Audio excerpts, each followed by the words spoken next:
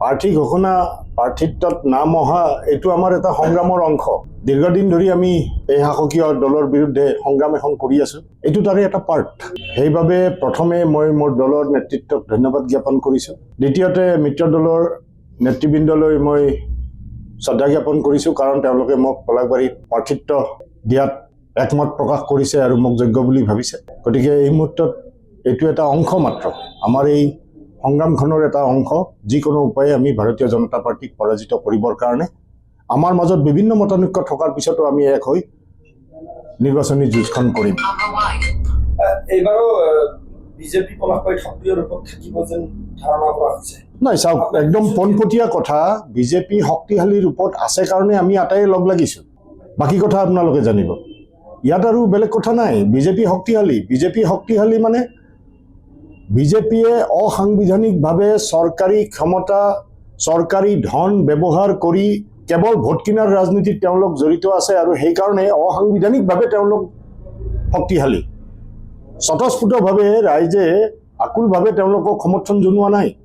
কূট কৌশল, বিভিন্ন প্ৰলোভনেৰে তেওঁলোক শক্তিশালী, আৰু এই প্ৰলোভন আঁতৰাবৰ কাৰণে আমি বিৰোধী লগ লাগিছো। গতিকে আপোনাৰ প্ৰশ্নটো, বিজেপি শক্তিশালী হয়, বিজেপি শক্তিশালী যি কি কাৰণতে নহওক, তেওঁলোকে যি পলিচিৰে নহওক তেওঁলোক শক্তিশালী হৈ আছে, আৰু তেওঁলোকক প্ৰতিহত কৰিবৰ কাৰণে আমি একগোট হৈ আগবাঢ়িছো। পলাশবাৰীত কংগ্ৰেছৰ এটা ভাল ভূমিকা থাকে প্ৰত্যেকবাৰ। এইবাৰ আপুনি যিহেতু আপোনাৰ লগত আছে, কেনেকুৱা ধৰণৰ আশা আছে? তেখেতসকললৈ মই শ্ৰদ্ধা জনাইছো। এই প্ৰলোভনৰ ৰাজনীতিৰ পিছতো তেখেতসকলে আজিৰ তাৰিখত কংগ্ৰেছ কৰি আছে। গতিকে তেখেতসকললৈ মই চেলুট জনাইছো, আৰু তেখেতসকলে নিষ্ঠাৰে এইবাৰ ভাৰতীয় জনতা পাৰ্টিক পলাশবাৰী সমষ্টিৰ পৰা ওফৰাবৰ কাৰণে আপ্ৰাণ চেষ্টা কৰিব, আৰু তেখেতসকলৰ উৎসাহেও আমাক ব্যক্তিগতভাৱে উৎসাহিত কৰিছে। সমষ্টিবাসীক ক'বলগীয়া বহুত আছে। সমষ্টিবাসীক আমি প্ৰথম কম, আমাৰ এইখন যুদ্ধ কেৱল বিধায়ক হৈ মাটি কিনিবৰ কাৰণে নহয়, কেৱল বিধায়ক হৈ নিজৰ অঙহী বঙহীক সুবিধা দিবৰ কাৰণে নহয়।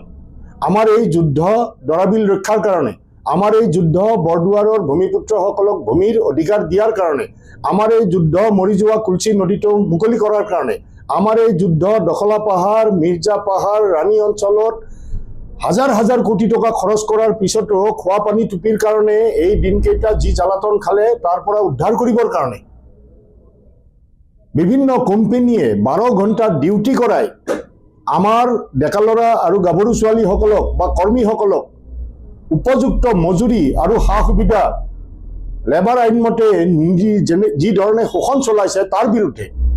গতিকে আপোনালোকে ক্লিয়াৰ হৈ থাকক, আৰু আপোনালোকৰ মাধ্যমেৰে ৰাইজক ক'লো যে 40 বছৰ আমি ৰাজহুৱা জীৱনত আছো, আমাক চিনিবৰ কাৰণে নিশ্চয় আপোনালোকৰ অসুবিধা হোৱা নাই। মাত্ৰ এটাই কথা কৈছো, শ্ৰদ্ধাৰ ৰাইজ, আপোনালোকে আমাৰ ওপৰত বিশ্বাস ৰাখক। যিখিনি কৰিব পাৰো নিস্বাৰ্থভাৱে আৰু আপোনালোকৰ স্বাৰ্থত অহা দিনবিলাকত কাম কৰিম। এইখিনি বিশ্বাস আপোনালোকে আমাৰ ওপৰত ৰাখক। ৰাজনীতিক বিভিন্ন দৃষ্টিৰে মানুহে চোৱা কৰিছে একমাত্ৰ সুবিধাবাদী নেতাবিলাকৰ কাৰণে।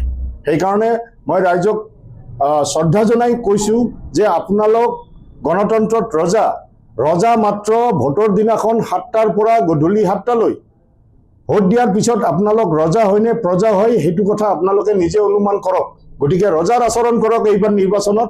যিকোনো উপায়ে আপোনালোকে এই সাম্প্ৰদায়িক আৰু প্ৰলোভনকাৰী চৰকাৰখনক, যিয়ে ৰাইজক 1250 টকা দি নিজে 50 লাখ টকাৰ সাবসিডি ল'ব বিচাৰে, যিয়ে ৰাইজক বঞ্চনা কৰি কেৱল নিজৰ চাহ বাগিচা বনাব খোজে, নিজৰ হোটেল বনাব খোজে, নিজৰ সম্পত্তি বেংক বেলেঞ্চ বনাব খোজে, সেইবিলাকক আপোনালোকে চিনি লোৱা সময় এই বিধানসভাৰ নিৰ্বাচন। গতিকে ইয়াতকৈ মই বেছি আৰু আপোনালোকক ক'ব খোজা নাই। মাত্ৰ এটাই কথা কৈছো হাতজোৰ কৰি, যে আপোনালোকে আমাৰ ওপৰত বিশ্বাস ৰাখক। যিকোনো খবৰৰ বাবে যোগাযোগ কৰক আমাৰ এই নম্বৰত 9181 307 221।